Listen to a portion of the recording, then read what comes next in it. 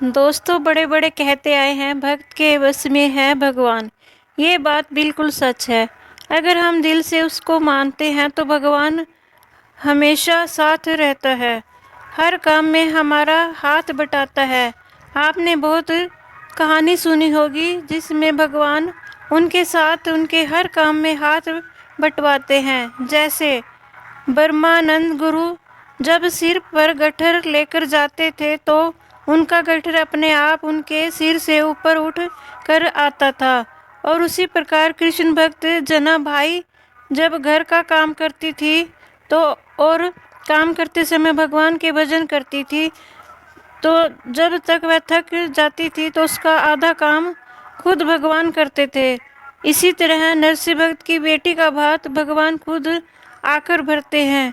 दोस्तों, भगवान तो हमेशा हमारे साथ हैं, बस वो हमारी श्रद्धा देखता है कि कितनी है। ऐसी ही घटना आज एक बुढ़िया की है।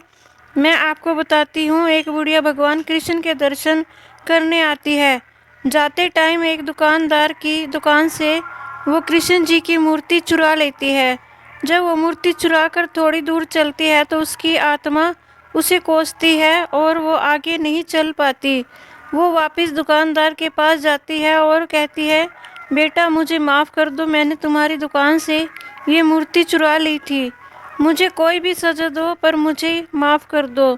दुकानदार कहता है, तुम मेरी माँ के समान हो, मैं तुम्हें क्या सज़ा दे सकता हूँ। सज़ा देने वाले तो भगवान है। जब तुम ये मूर्ति चुरा कर ले गई थी तो तुम्हारा बटुआ यहीं रह गया था जिसमें 2000 रुपये थे। उसकी कृपा हो तो कोई किसी का कुछ नहीं बिगाड़ सकता। उसके बाद बूढ़ी माँ कहती है, मैं ये पैसे तुमसे नहीं लूँगी, ये पैसे तेरे हैं, मुझे आज मेरे भगवान मिल गए हैं। वो बहुत खुश होती है और घर चली जाती है।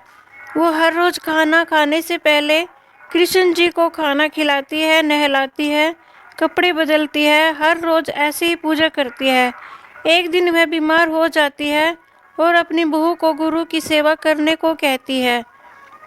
उसके बाद उसकी बहू के हाथ से मूर्ति छूट जाती है तो बूढ़ी माँ रोने लगती है और जिद करने लगती है कि डॉक्टर को बुलाकर लेकर आओ, कृष्ण जी को चोट लग गई है।